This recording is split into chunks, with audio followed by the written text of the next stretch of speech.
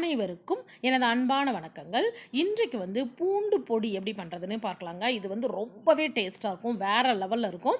இது வந்து பொடி மாதிரி இருக்காது, ரொம்ப ஃபைனாலாம் இருக்காது, இந்த மாதிரி தான் கண்டிப்பாக இருக்கணும்.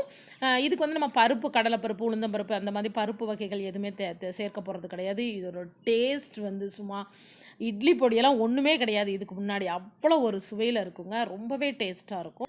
இப்போ இது எப்படி தயாரிக்கிறதுனே பார்க்கலாம். நான் ஒரு பெரிய பாத்திரம் அடுப்பில் வச்சுருக்கேங்க. அடிகனமான பாத்திரம் வச்சுக்கோங்க. கேஸை வந்து ஸ்லோ ஃபயரில் வச்சுக்கோங்க. இதில் வந்து 200 கிராம் காய்ந்த தேங்காய் போட்டிருக்கேன்.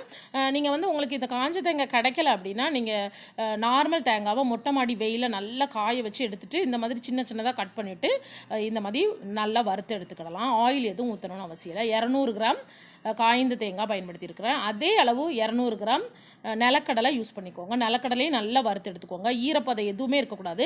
நீங்கள் கடிக்கும் போது டக்குன்னு கடிபடணும், அந்த மாதிரி நல்லா வறுத்து எடுத்துக்கோங்க. அப்புறம் வந்து ஒரு 30லேருந்து 40 பல் பூண்டு எடுத்துக்கோங்க. அந்த பூண்டு வந்து ஸ்கின்னு ரிமூவ் பண்ணால் தான் செம்ம டேஸ்ட்டில் இருக்கும். அந்த வாசம் நல்லாயிருக்கும். உங்களுக்கு இஷ்டம் இல்லைன்னா நீங்கள் ஸ்கின் எடுத்துடலாம். அப்புறம் வந்து வத்தல் வந்து இது வந்து கொஞ்சம் காரமாக நார்மல் காரத்தில் இருக்கும். அதனால் நான் ஒரு 10 வத்தல் போட்டிருக்கேன். அதாவது ரெட் சில்லி. காஷ்மீரி சில்லி வந்து ஒரு 8 காஷ்மீரி சில்லி போட்டிருக்கேன். காரத்தோட அளவை பொறுத்து நீங்கள் முன்ன பின்ன சேஞ்ச் பண்ணிக்கலாம். உங்கள் வீட்டில் உள்ள சில்லி எப்படி இருக்கோ அதன்படி நீங்கள் சேஞ்ச் பண்ணி போட்டுக்கலாம்.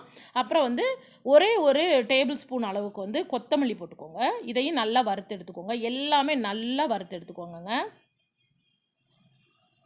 இது வந்து 1 மாதம் வரை கெட்டு போகாமல் இருக்கும். ஏன்னா நம்ம தேங்காய் யூஸ் பண்ணுறதுனால கொஞ்ச நாளுக்கு அப்புறம் கொஞ்சம் அந்த தேங்காய் வாசனை வந்துடும். இதை இப்போ நல்லா ஆற விட்டுட்டு தேவையான அளவு உப்பு மட்டும் போட்டுட்டு இந்த மாதிரி கொரகொரப்பாக அரைச்சி எடுத்துக்கோங்க. பாருங்கள், இந்த மாதிரி தான் அரைச்சி எடுக்கணும். நீங்கள் அரைக்க ரொம்ப மிக்சியை வந்து ரன் பண்ணக்கூடாது, ஆயில் விட ஆரம்பிச்சிடும். இந்த மாதிரி தான் இருக்கணும். இதில் வந்து நம்ம இந்த பொடியில் வந்து ஆயில் ஊற்றி சாப்பிடணும்னு அவசியமே இல்லை. செம்ம டேஸ்ட்டில் இருக்குங்க.